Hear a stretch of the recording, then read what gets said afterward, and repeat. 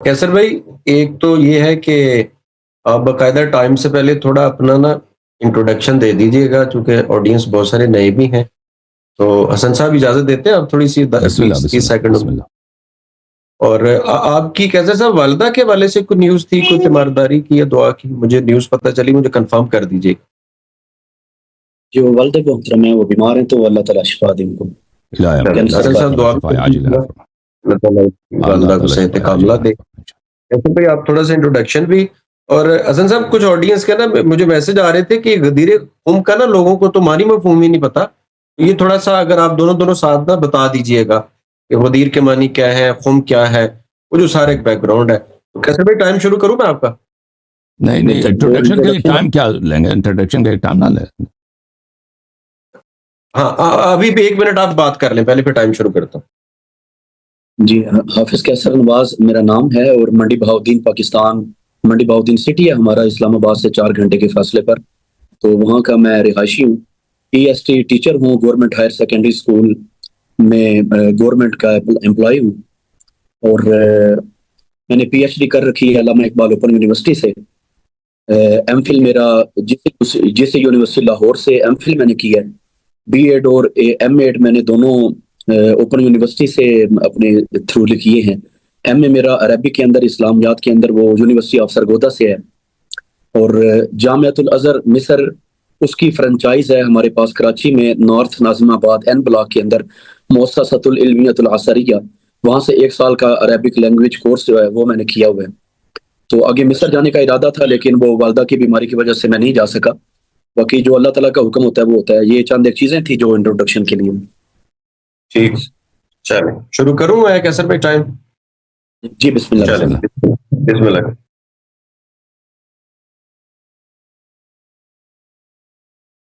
جی، بسم اللہ الرحمن الرحیم۔ غدیر خم کے حوالے سے جاننا چاہیے کہ خم ایک جگہ کا نام ہے، مقام جس کو کہا جاتا ہے ایک جگہ، اور غدیر اس کنویں کا نام ہے جس کے پاس کھڑے ہو کے نبی علیہ الصلوۃ والسلام نے یہ خطبہ ارشاد فرمایا۔ بئرن اور غدیر عربی کے اندر دونوں ورڈ یہ مستعمل ہوتے ہیں، بیر بھی کہتے ہیں کنویں کو، غدیر بھی کہتے ہیں۔ ایسا کنواں جس کے اوپر 4 دیواری موجود نہ ہو، نیچے گڑھا موجود ہو، اس کو غدیر کہتے ہیں، اور ایسا کنواں جس کے اوپر 4 دیواری بھی موجود ہو، اس کو عربک میں بیرن کہا جاتا ہے۔ عام طور پہ بیر ایسا کنواں ہوتا ہے جس سے پانی وغیرہ نکالتے ہیں، اور غدیر ایسے کنویں کو کہتے ہیں جو مسافروں کے لیے، اجنبی کوئی بندہ کبھی کبھار وہاں سے گزرے تو وہاں سے کوئی چیز وہ استعمال کر سکتا ہے، جو زیادہ یوز کے اندر نہ ہو وہ غدیر ہے، اور عام لوگوں کے جو روزمرہ معاملات کو نمٹاتا ہو اس کو بیر کہا جاتا ہے۔ تو یہ تو تھا غدیر کے حوالے سے۔ حضور نبی کریم علیہ الصلوۃ والسلام کا جو خطبہ مبارک ہوا، جس کو حسن اللہ یاری صاحب نے یہ کہا کہ وہ میدان عرفات سے پہلے تھا، لیکن یہ میدان عرفات کے بعد ہے، جبکہ حضور نبی کریم علیہ الصلوۃ والسلام آپ وہاں سے تشریف لا چکے ہیں، اور باقی الفاظ آئے۔ شیعہ حضرات کی اپنی تفسیر فرات کوفی صاحب کی ہے۔ تفسیر فرات کے اندر یہ روایت کرتے ہیں، فلما رجع النبی صلی اللہ علیہ وسلم من مکہ الی المدینہ، حضور نبی کریم علیہ الصلوۃ والسلام مکہ سے جب مدینہ کی جانب آپ رجوع فرما رہے تھے، واپس آپ ہو رہے تھے، تو وہاں پہ ایک مقام کے اوپر کھڑے ہو کے حضور نبی کریم علیہ الصلوۃ والسلام نے یہ خطبہ ارشاد فرمایا۔ اہم ترین خطبہ ہے جس کے بارے میں حضور فرماتے ہیں، پہلا یہ جملہ آپ نے ارشاد فرمایا، الست اولیٰ بالمؤمنین من انفسہم، کیا میں مومنوں کی جانوں سے بھی زیادہ ان کے قریب نہیں ہوں؟ یہ توجہ دلانے کے لیے، سامعین کو مخاطب کرنے کے لیے، اس کی کئی مثالیں ہیں حدیث کے اندر۔ مثلا حضور علیہ الصلوۃ والسلام کی سواری کے بالکل پیچھے حضرت معاذ بیٹھے ہیں، تو حضور نے فرمایا یا معاذ، وہ کہتے ہیں لبیک وسعدیک یا رسول اللہ، پھر کہا یا معاذ لبیک وسعدیک یا رسول اللہ، پھر کہا یا معاذ لبیک وسعدیک یا رسول اللہ، محبوب حاضر ہوں اور سعادت مندی آپ کے قدموں سے ملتی ہے۔ اب یہ مراحل، ان مراحل کو طے کرنا کہ ایک بندہ آپ کی سواری کے بالکل پیچھے ہے، اس کو 3 مرتبہ بلانا کس بات کی دلیل ہے؟ متوجہ کرنے کے لیے۔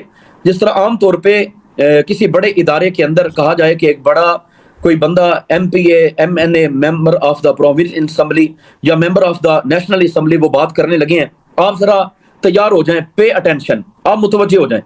یہ کرنے کے لیے حضور علیہ الصلوۃ والسلام نے سامعین کو اپنی جانب متوجہ کرنے کے لیے فرمایا، الست اولیٰ بالمؤمنین، کیا میں مومنوں کی جانوں سے بھی زیادہ قریب نہیں ہوں؟ تو کیا عرض کیا گیا، بلا یا رسول اللہ، پیارے آقا کیوں نہیں، اس میں تو کوئی شک و شبہ کی گنجائش ہی نہیں ہے۔ یہ جملہ قرآن مجید کے ساتھ مماثلت رکھتا ہے، یعنی جو حضور نے بیان فرمایا یہ قرآن مجید کی آیت کریمہ ہے، اس میں اولا کا لفظ آیا جو کہ عام طور پہ یہاں پہ دلیل دی جا رہی ہے کہ یہ اولا بالتصرف کے معنی میں ہے۔ حضرت علی وہ تصرف رکھتے تھے، اولا یہ معنی دیتا ہے۔ سب سے پہلے یہ کہ پوری لغت عرب کے اندر اور قرآن مجید کی کسی بھی تفسیر کے اندر اور حدیث کی کسی بھی تشریح کے اندر کہیں پہ بھی یہ ایکسپلین نہیں آئے گا کہ مولن مفعلن، اس مفعلن کا وزن اولا افعالو کے وزن پہ آئے، یعنی اس میں ظرف ہو اور اس میں ظرف کو اسم تفضیل کے وزن کے اوپر لانا پوری لغت عرب کے اندر ثابت نہیں ہے۔ البتہ قرآن مجید کے اندر یہ لفظ موجود ہے کہ اولا بھی آیا، جس طرح حسن اللہ یاری صاحب نے بھی پڑھا، میں نے بھی پڑھا، قرآن کی آیت ہے۔ اب اولا جب قرآن مجید کے اندر موجود ہے تو اس کا معنی تو کرنا ہوگا۔ اولا بالتصرف جب معنی کریں گے تو اس کے اندر دو میننگ لیے جائیں گے، حضرت علی کو کلی تصرف ہے یا بعض تصرف آپ رکھتے ہیں۔ اگر یہ مانا جائے کہ حضرت علی کلی طور پہ تصرف رکھتے ہیں، پھر یہ ماننا پڑے گا کہ حضرت علی نبی کریم علیہ السلام کے بعد سارے نبیوں سے افضل نظر آتے ہیں، کیا یہ ثابت ہوگا؟ اسی طرح کیا حضور نبی کریم علیہ السلام کے بعد خاتم النبیین بھی یہ ہیں؟ کیا حضور نبی کریم علیہ السلام آپ کی شان جو میدان محشر کے اندر دکھائی جائے گی، کیا حضرت علی کے لیے بھی ایسا ہی ہوگا جس طرح کہ حضور کے لیے وہ شان دکھائی جا رہی ہے؟ دیکھیے آپ مماثلت بیان کر رہے ہیں کہ جس طرح حضور نے فرمایا النبی اولا بالمومنین، کیا میں مومنوں کی جانوں سے زیادہ قریب نہیں ہوں، وہی اولا کا معنی حضرت علی کے لیے لیا جا رہا ہے۔ تو یہ تصرف کلی طور پہ ثابت ہوگا یا جزئیت بعضیت کے طور پہ؟ کلی طور پہ ثابت کرتے ہیں تو کئی خرافات آئیں گی، حضرت علی کو خاتم النبیین بھی تسلیم کرنا پڑے گا۔ میدان محشر میں جس طرح حضور کی شفاعت ہے اور شفاعت کبریٰ کے مقام کے اوپر آپ کو فائز کیا جائے گا، یا مقام محمود کے اوپر فائز کر کے عزت کا تاج آپ کو عطا کیا جائے گا، کیا یہ چیزیں حضرت علی کے لیے بھی ثابت کی جائیں گی؟ اور کوئی بھی یہ ماننے کے لیے تیار نہیں ہے، وہ کہیں گے کلی طور پہ یہ باطل ہے، یہ ہو ہی نہیں سکتا۔ نمبر دو، اگر آپ کہتے ہیں کہ بعض امور کے اندر تصرف ہے تو بعض امور میں کسی کی فضیلت کا حاصل ہو جانا وہ افضلیت کے مقام کے اوپر فائز نہیں کرتا، کیونکہ بعض امور کے اندر فضیلت کسی کو بھی حاصل ہو سکتی ہے۔ کوئی قرآن مجید کو اچھے طریقے سے پڑھتا ہے، کوئی قرآن مجید کی تجوید کو اچھا جانتا ہے، کوئی ترتیل کو اچھا جانے گا، کوئی حدر کے لحاظ سے اچھا جانے گا، یہ تو قرآن مجید کے اندر ہی ایک بندے کے کئی مقامات بن جائیں گے۔ لہذا ثابت ہوا کہ اولا بالتصرف اگر کلی طور پہ یہ معنی لیتے ہیں حضرت علی کے لیے وہ بھی ثابت نہیں ہے، اگر جزئی طور پہ معنی لیتے ہیں تو فضیلت ثابت ہوتی ہے، افضلیت ثابت نہ ہوگی، ایک بات۔ نمبر دو، حسن اللہ یاری صاحب نے کہا کہ یہ معنی لیتے ہیں محبت کا، الفت کا، یہ میننگ مراد لی جاتے ہیں، اس کے اوپر کوئی قرینہ موجود نہیں ہے۔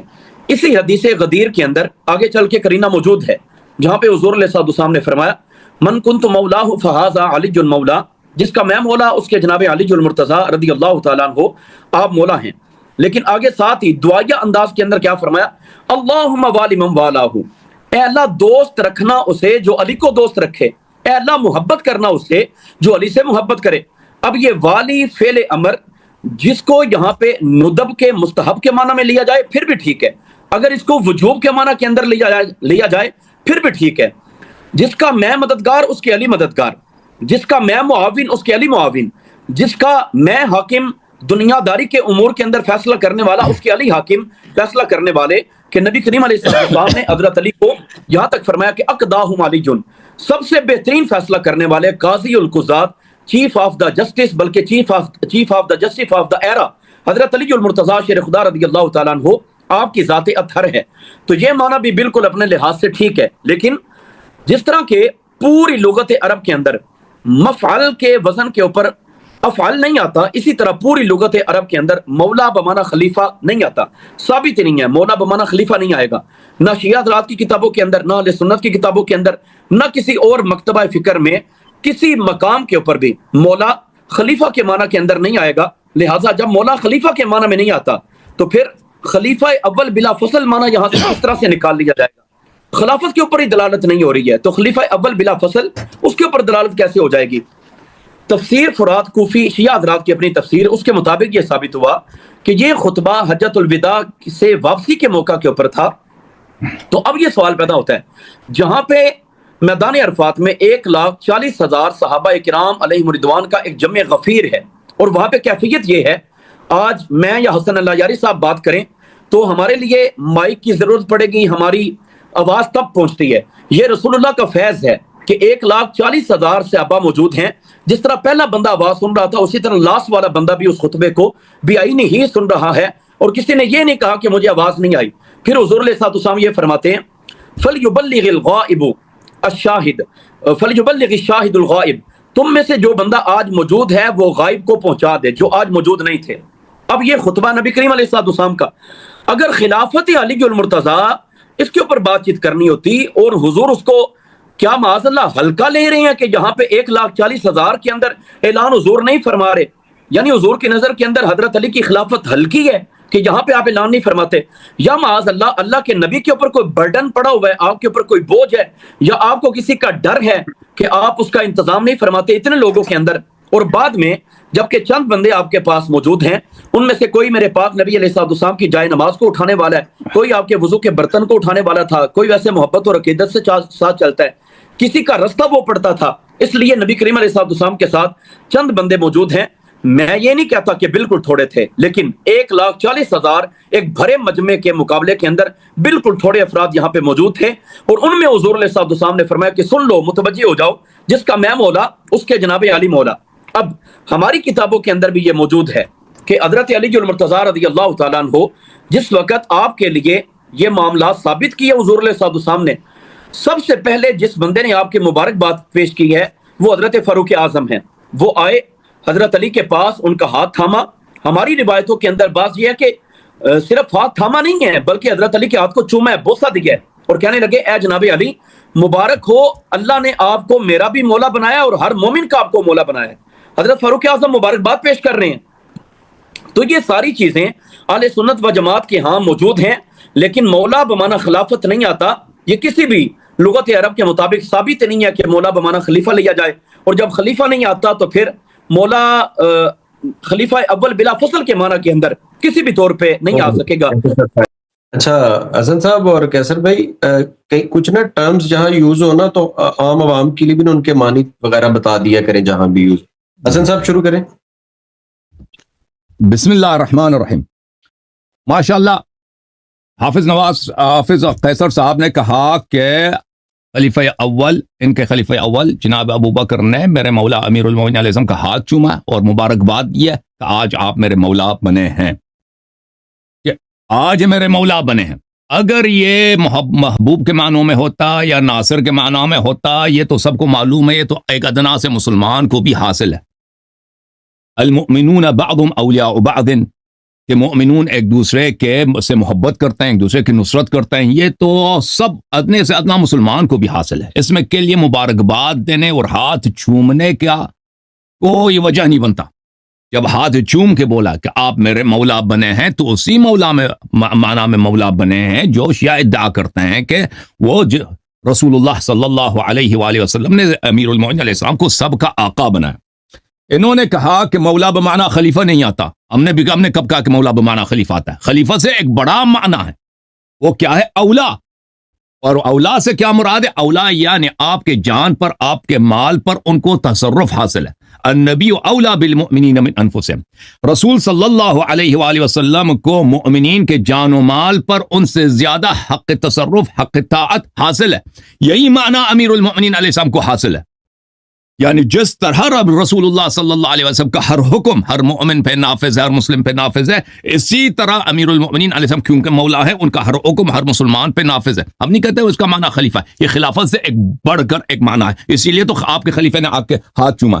آپ نے کہا کہ مولا بمعنی اولا نہیں آتا, اور یہ ان کے کتابوں میں ان کے متکلمین اکثر کہتے ہیں کہ مفعل بمعنی افعل نہیں آتا. ملاحظہ کریں محترم ناظرین, یہ کتاب الظاہر فی معنی کلمات الناس لابی بکر محمد بن قاسم الانباری, ایک بہت بڑا ادیب ہے اور لغوی ہے, سنہ 328 میں اس کی وفات ہے. ملاحظہ کریں.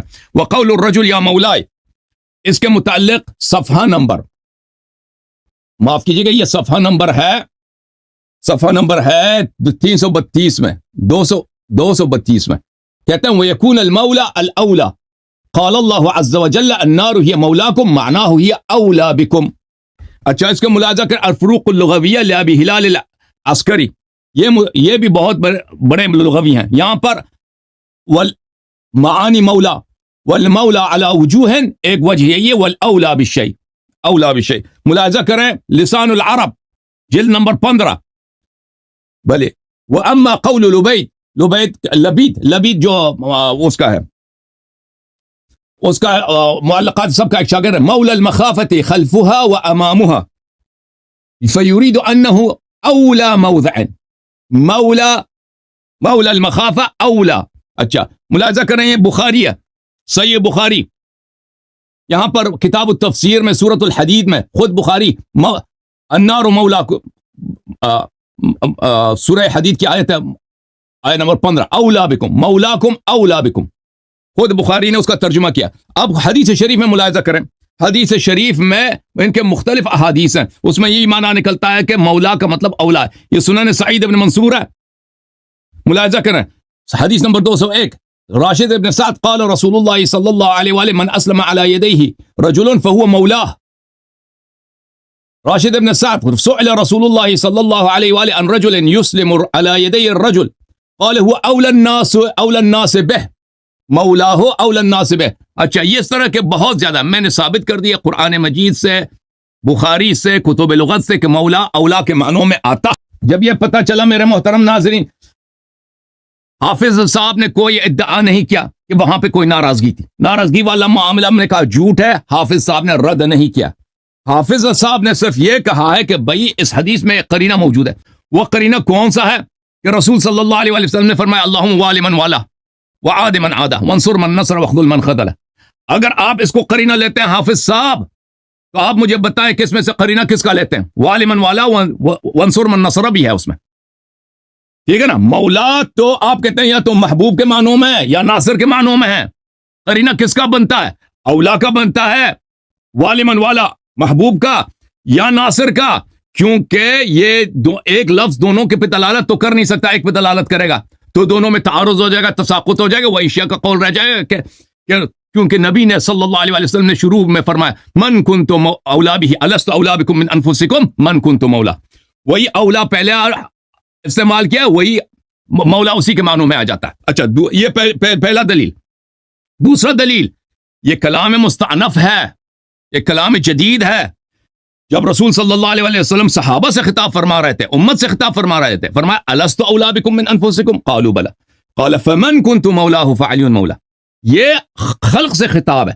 اب خطاب خلق سے پلٹ کر عطف ہو کر حق سے ہوا، اللہ تعالیٰ کی بارگاہ میں اللہم والی من والا وعاد من عادہ. یہ خطاب کلام مستعنف ہے، یہ ماقبل کے لیے قرینہ نہیں بن سکتا، لیکن ماقبل جو ہے ایک کلام متصل ہے کہ اس میں ماقبل جو ہے الست اولا بکم من انفسکم قالوا بلا قال فمن کنت. یہ فمن یہ فاعل تفریح ہے، فاعل سببیت ہے کہ ماقبل ما بعد کے لیے سبب ہے.